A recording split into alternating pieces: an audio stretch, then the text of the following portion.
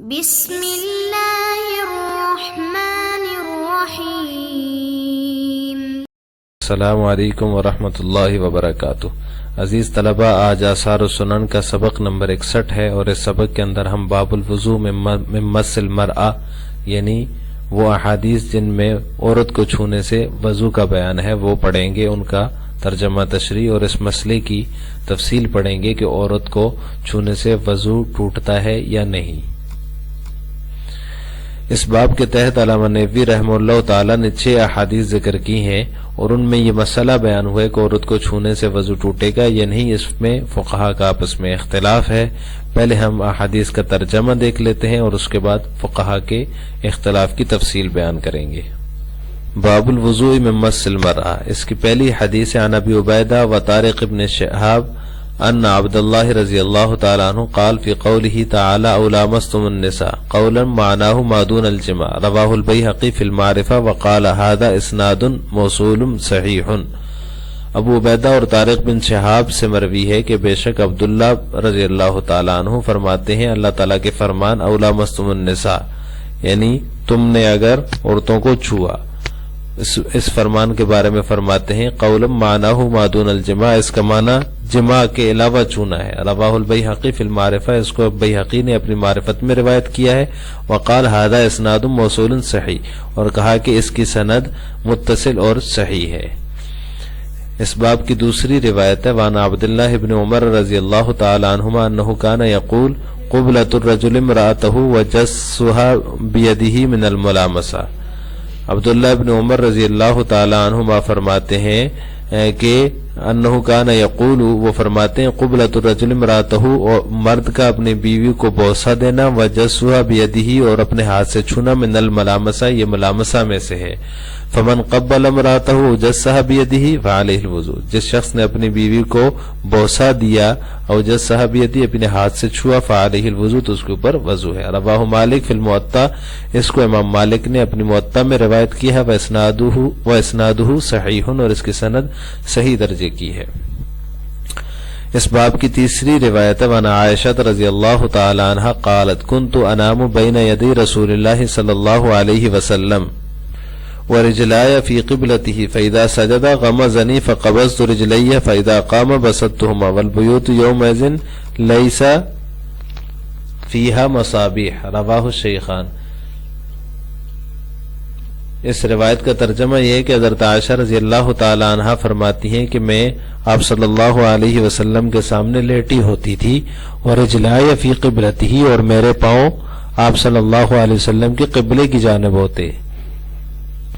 فَإِذَا سَجَدَ غَمَزَنِي، جب آپ صلی اللہ علیہ وسلم سجدہ فرماتے تو مجھے چھوتے، فَقَبَضْتُ رِجْلَيَّ، تو میں اپنے پاؤں کو سمیٹ لیتی۔ فَإِذَا قَامَ، جب آپ صلی اللہ علیہ وسلم کھڑے ہوتے، بَسَطْتُهُمَا، تو میں ان دونوں کو پھیلا دیتی۔ وَالْبُيُوتُ يَوْمَئِذٍ لَيْسَ فِيهَا مَصَابِيحُ، اور ان دنوں گھروں میں چراغ نہیں ہوتے تھے۔ رواہ الشیخان، اس کو شیخین نے روایت کیا ہے۔ اگلی روایت ہے وعن ابی ہریرہ رضی اللہ تعالی عنہ عن عائشہ رضی اللہ تعالی عنہ قالت فقدت النبی صلی اللہ علیہ وسلم ذات لیلۃ من الفراش فالتمسته فوقعت یدی علی بطن قدمیہ وهو فی المسجد وهما منصوبتان وهو يقول اللهم انی اعوذ برضاک من سخطک وبمعافاتک من عقوبتک واعوذ بک منک لا احصی ثناء علیک انت کما اثنیت علی نفسک، رواہ مسلم۔ ابو ہریرہ رضی اللہ تعالیٰ عنہ سے مروی فرماتے ہیں کہ حضرت عائشہ رضی اللہ تعالیٰ عنہ فرماتی ہیں میں نے ایک رات نبی کریم صلی اللہ علیہ وسلم کو بستر سے گم پایا، فقط تو گم پایا، ذات لیلۃ، ایک رات، من الفراش، بستر سے، فالتمستو، میں نے آپ صلی اللہ علیہ وسلم کو تلاش کیا، فواقعت یدی علی بطن قدمیہ، تو میرا ہاتھ آپ کے مبارک قدموں کے تلووں پر لگا، وہ فی المسجد، اور آپ صلی اللہ علیہ وسلم مسجد میں تھے، وہما منصوبتان، اور آپ کے دونوں مبارک قدم کھڑے تھے، اور وہ یقول، اور آپ فرما رہے تھے اللہم انی اعوذ برضاک من سخطک، اے اللہ میں آپ کی رضا کے ساتھ آپ کی ناراضگی سے وبمعافاتک من عقوبتک، اور آپ کی معافات کے ساتھ آپ کی سزا سے، واعوذ بک منک، اور آپ کے ساتھ آپ سے پناہ مانگتا ہوں، لا احصی ثناء علیک انت کما اثنیت علی نفسک، میں اس طرح ثنا نہیں کر سکتا جیسے آپ نے خود اپنی ثنا بیان فرمائی ہے۔ رواہ مسلم، اس کو مسلم نے روایت کیا ہے۔ اس باب کی اگلی روایت ہے وعن القاسم عن عائشہ رضی اللہ تعالی عنہ قالت ان رسول اللہ صلی اللہ علیہ وسلم لیصلی وانی لمعترضۃ بین یدیہ اعتراض الجنازہ حتی اذا اراد ان یوتر مسنی برجلہ، رواہ النسائی واسنادہ صحیح۔ قاسم سے مروی ہے، وہ حضرت عائشہ رضی اللہ تعالی عنہ سے روایت فرماتے ہیں۔ حضرت عائشہ رضی اللہ تعالی عنہ فرماتی ہیں کہ بے شک رسول اللہ صلی اللہ علیہ وسلم جب نماز ادا فرماتے تھے وَإِنِّي لَمُعْتَرِضَةٌ بَيْنَ يَدَيْهِ، تو میں آپ کے سامنے پڑی رہتی تھی اعتراض الجنازہ، جنازے کی طرح، حتی اذا ارادہ، یہاں تک کہ جب آپ ارادہ فرماتے ہیں یوترا، وطر پڑھنے کا، مسنی برجلہ، تو مجھے اپنے پاؤں مبارک سے چھوتے۔ رواہ النسائی، اس کو نسائی نے روایت کیا، واسنادہ صحیح، اور اس کی سند صحیح درجے کی ہے۔ اس باب کی آخری روایت وعن عطاء عن عائشہ رضی اللہ تعالی عنہ ان النبی صلی اللہ علیہ وسلم کان یقبل بعض نسائہ ثم یصلی ولا یتوضا، رواہ البزار واسنادہ صحیح۔ حضرت عطاء سے مروی ہے، وہ حضرت عائشہ رضی اللہ تعالی عنہ سے روایت کرتے ہیں کہ ام المؤمنین حضرت عائشہ فرماتی ہیں ان نبی صلی اللہ علیہ وسلم کان یقبل، آپ صلی اللہ علیہ وسلم اپنی بعض نسائی، اپنی کسی زوجہ محترمہ کو بوسہ دیتے، ثم یصلی، پر نماز پڑھتے، ولا یتوضا، اور وضو نہیں فرماتے تھے۔ اس کو بزار نے روایت کیا، واسنادہ صحیح، اور اس کی سند صحیح درجے کی ہے۔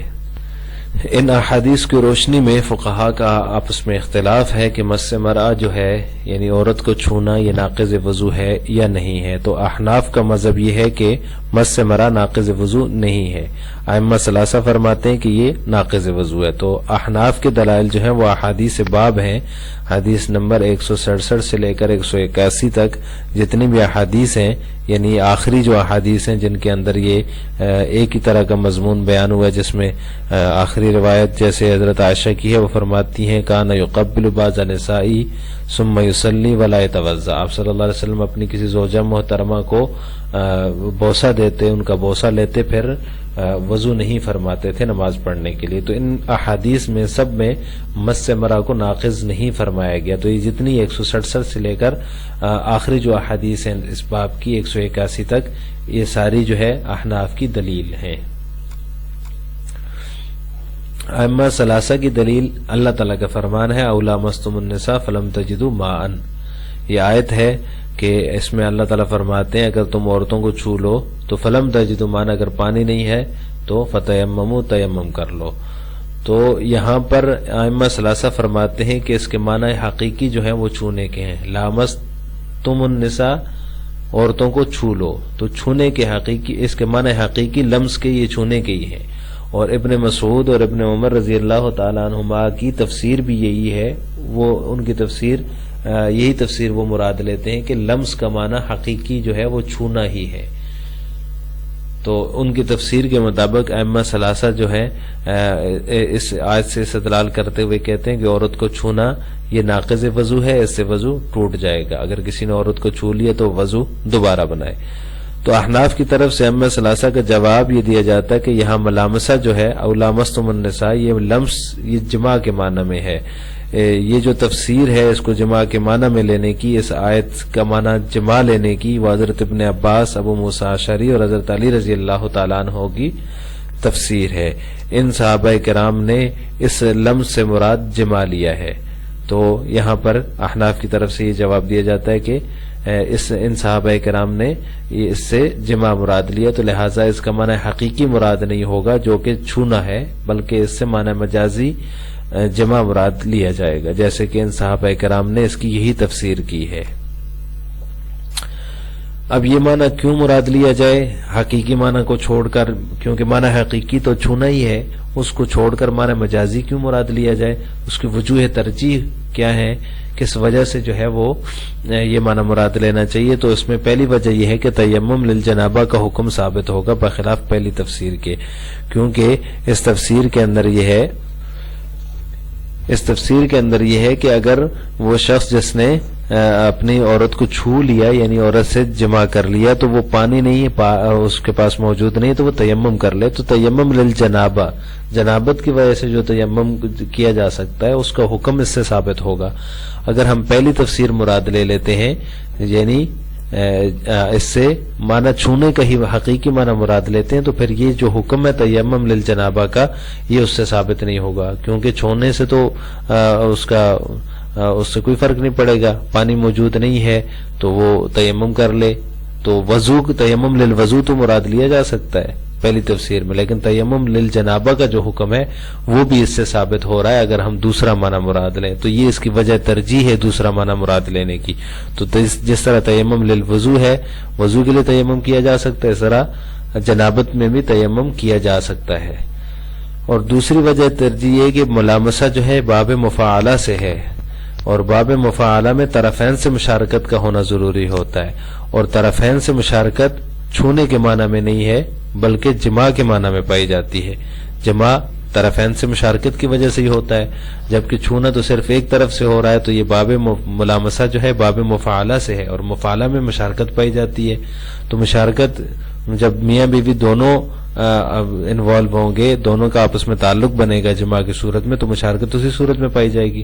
تو یہ وجہ ترجیح بھی ہے کہ یہ باب مفاعلہ سے ہے، اس میں مشارکت کا پایا جانا ضروری ہے جماع کا معنی مراد لینے کے لیے۔ دوسری وجہ ترجیح یہ ہے۔ تیسری وجہ ترجیح یہ ہے کہ حضرت ابن عباس رضی اللہ تعالیٰ عنہما جو ہے ان کے لیے آپ صلی اللہ علیہ وسلم نے فہم قرآن کی دعا فرمائی تھی، اور ان کو جو لقب ملا ہے وہ ترجمان القرآن کا لقب ہے۔ تو ابن عباس جو ہیں جن کے لیے آپ صلی اللہ علیہ وسلم نے فہم قرآن کی دعا فرمائی اور ان کو ترجمان القرآن کا لقب ملا، وہ جو ہے وہ تفسیر کر رہے ہیں اور اس سے جو ہے جماع مراد لے رہے ہیں، معنی حقیقی چھونا مراد نہیں لیتے، تو لہٰذا ابن عباس کی جو تفسیر ہے وہ زیادہ راجح ہے، ان کی تفسیر کے مطابق اس سے جماع ہی مراد ہے۔ تو یہ تیسری وجہ ترجیح ہے جماع کا معنی مراد لینے کی۔ آج کا سبق کا خلاصہ یہ ہے کہ ہم نے باب الوضو میں مس المرأة کے تحت جو احادیث ہیں 6 احادیث ہیں ان کا ترجمہ، تشریح اور تفصیل پڑھی ہے، اور اس میں جو ایک فقہی مسئلہ ہے کہ عورت کو چھونے سے وضو واجب ہوگا، وضو ٹوٹے گا یا نہیں ٹوٹے گا، نیا وضو واجب ہوگا یا نہیں ہوگا، اس مسئلے کی تفصیل میں فقہا کا اختلاف ہے، اور ہم نے اس مسئلے کی تفصیل فقہا کے دلائل کے ساتھ پڑھی ہے۔ آخر میں آپ سے 2 سوال ہیں۔ نمبر 1، عورت کو بوسہ دینے سے وضو ٹوٹ جاتا ہے یا نہیں ٹوٹتا؟ اس کا جواب بھی آپ نے کمنٹ باکس میں دینا ہے۔ اور دوسرا سوال ہے او لامستم النساء میں لمس سے کیا مراد ہے؟ اس کا جواب بھی آپ نے کمنٹ باکس میں دینا ہے۔ السلام علیکم ورحمۃ اللہ وبرکاتہ۔